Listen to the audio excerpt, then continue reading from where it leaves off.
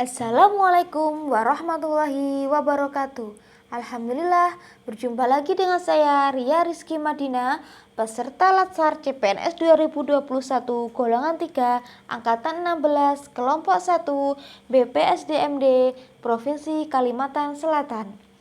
Baik, di sini saya akan mempresentasikan tugas individu saya tentang nilai-nilai dasar ASN Komitmen Mutu. Komitmen mutu adalah janji pada diri kita sendiri atau pada orang lain yang tercermin dalam tindakan kita untuk menjaga mutu kinerja pegawai. Konsep efektivitas, efisiensi, inovasi, mutu. Efektivitas adalah sejauh mana organisasi dapat mencapai tujuan yang ditetapkan atau berhasil mencapai apapun yang coba dikerjakan. Kemudian efisiensi adalah jumlah sumber daya yang digunakan untuk mencapai tujuan organisasional. Efisiensi organisasi ditentukan oleh berapa banyak bahan baku, uang, dan manusia yang dibutuhkan untuk menghasilkan jumlah keluaran tertentu. Jika dalam pelaksanaan tugas tidak memperhatikan efektivitas dan efisiensi, maka akan berdampak pada ketidaktercapaian target kerja, menurunkan kredibilitas institusi tempat bekerja, dan bahkan akan menimbulkan kerugian.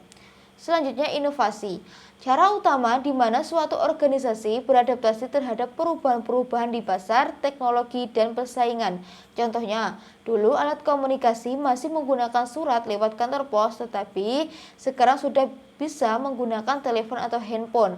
Selanjutnya, mutu. Mutu mencerminkan nilai keunggulan produk atau jasa yang diberikan kepada pelanggan sesuai dengan kebutuhan dan keinginannya, dan bahkan melampaui harapannya.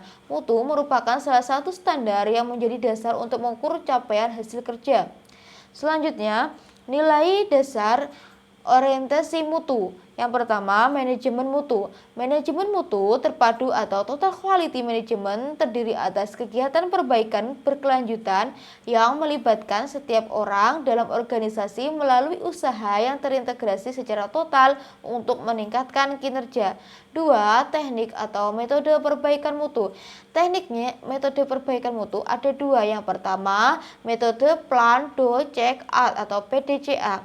Plan perencanaan, do melaksanakan, cek pemeriksaan, melakukan tindakan atau keputusan yang perlu diambil sebagai tindak lanjut dari tahap cek.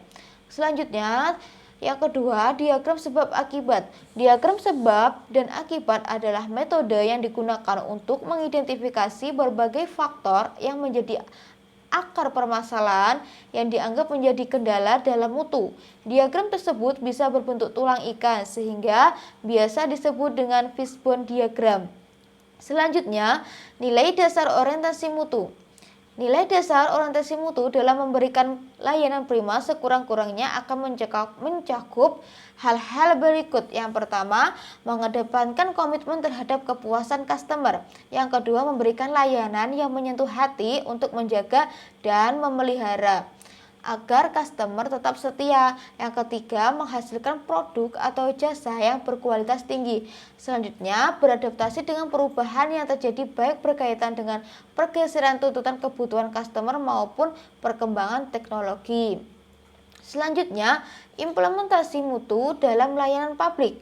Proses implementasi manajemen mutu diawali dengan menganalisis masalah yang telah diidentifikasi, kemudian menyusun rencana mutu, melaksanakan pekerjaan berbasis rencana mutu, mengawal pelaksanaan dan mengawasi tercapaiannya, dan merancang upaya peningkatannya agar dapat membangun kredibilitas lembaga pemerintah. Selanjutnya, pendekatan inovatif dalam penyelenggaraan pemerintah. Implementasi pendekatan inovatif dalam penyelenggaraan layanan pemerintah merupakan sebuah keniscayaan, khususnya dalam rangka meningkatkan kepuasan publik atas layanan aparatur.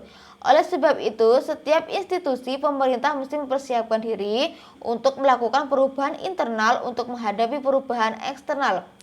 Upaya peningkatan produktivitas PNS sebagai aparatur penyelenggara pemerintahan dapat dilakukan melalui banyak cara.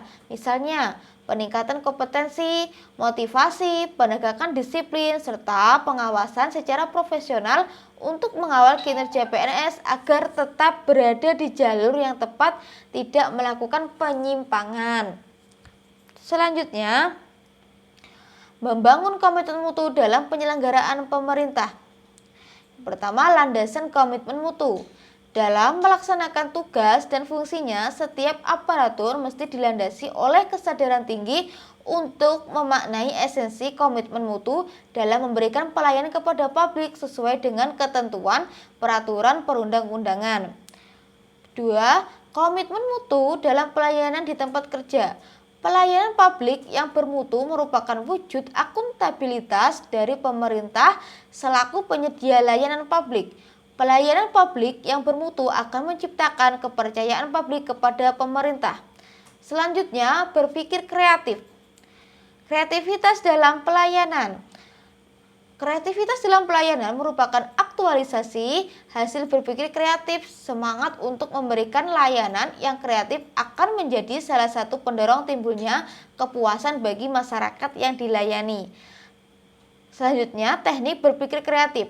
Berpikir kreatif menunjukkan kemampuan orang untuk menghasilkan atau menciptakan sesuatu yang baru dan berbeda.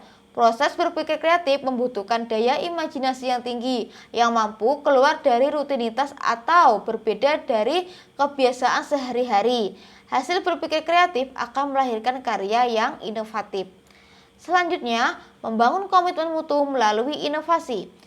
Best practice pada berbagai institusi pemerintah, baik di dalam maupun di luar negeri, dilakukan dalam rangka menciptakan pelayanan yang lebih baik dan pemerintahan yang berintegritas dan transparan. Peran PNS dalam membangun inovasi pelayanan.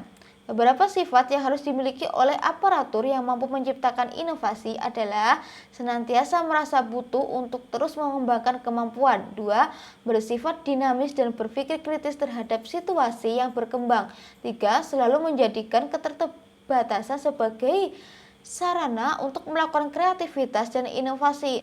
Namun demikian, beberapa sifat positif tersebut tidak bisa berkembang jika tidak didukung oleh faktor-faktor pendukungnya, seperti kepemimpinan yang memiliki visi dan misi untuk melakukan perubahan yang lebih baik.